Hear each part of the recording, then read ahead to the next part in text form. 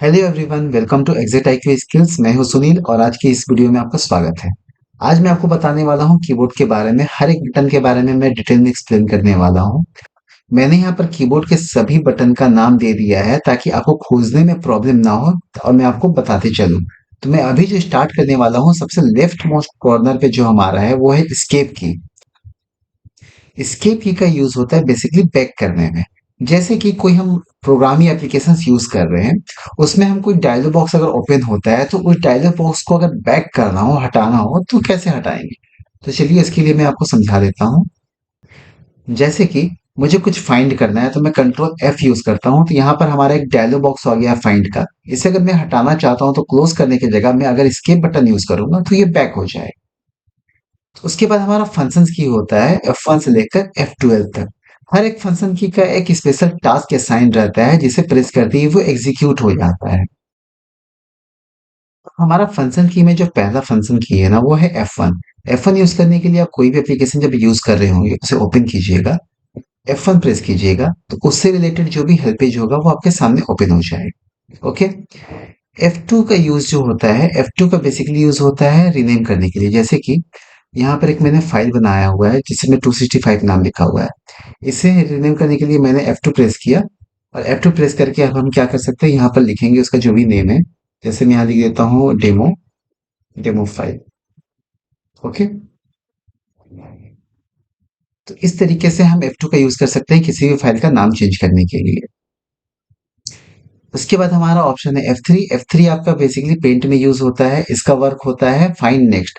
जैसे कुछ हम चीज नाम सर्च कर रहे हैं ना, तो उसको खोजने के लिए हम लोग फाइंड का यूज करते हैं। तो फाइंड नेक्स्ट एक ऑप्शन है जिसको यूज करने के लिए हम F3 का यूज करते हैं।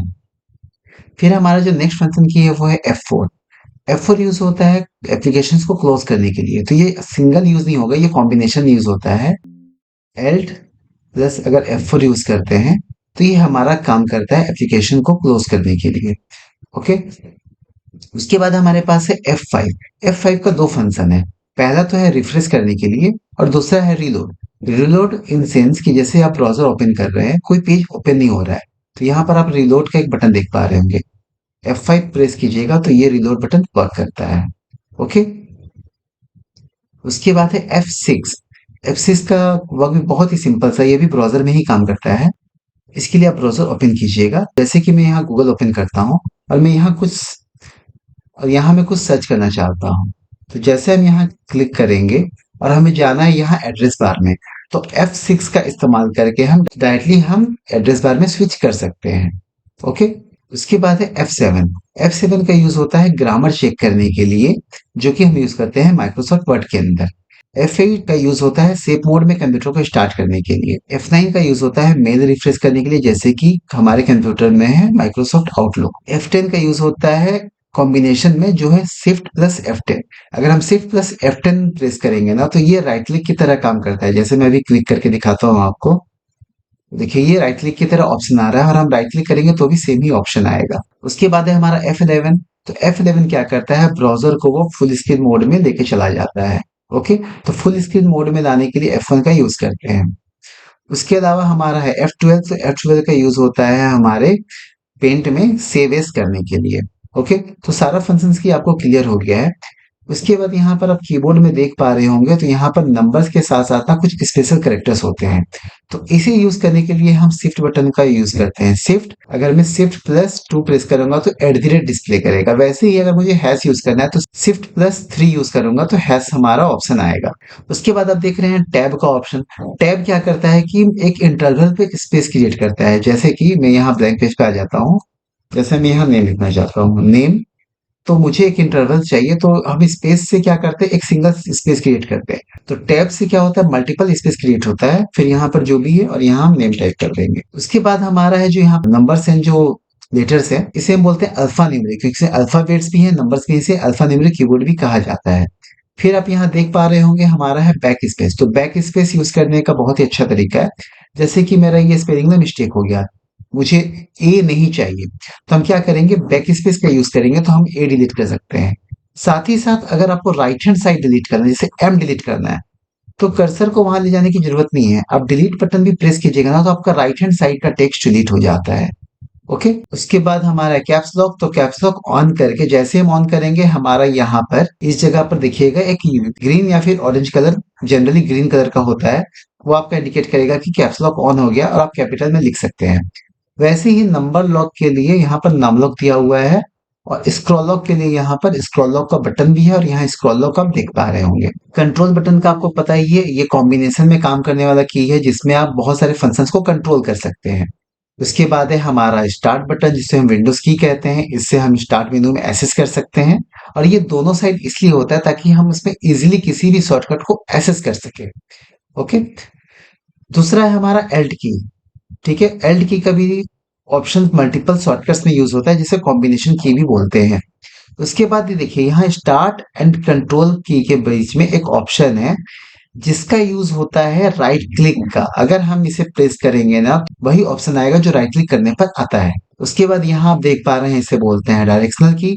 इससे हम left right up and down navigate कर सकते हैं। उसके बाद हमारा जस्ट इसके ऊपर में आप देख रहे हैं, ये है आपका नेविगेशन की। नेविगेशन की में है आपका पेज अप पेज डाउन। इससे क्या होगा, जो भी पेज होगा उसमें हम एक स्टेप नीचे, मतलब एक पेज नीचे जा सकते हैं और एक पेज ऊपर जा सकते हैं, एक एक करके। ओके, वैसे ही हमारा होम है और एंड है।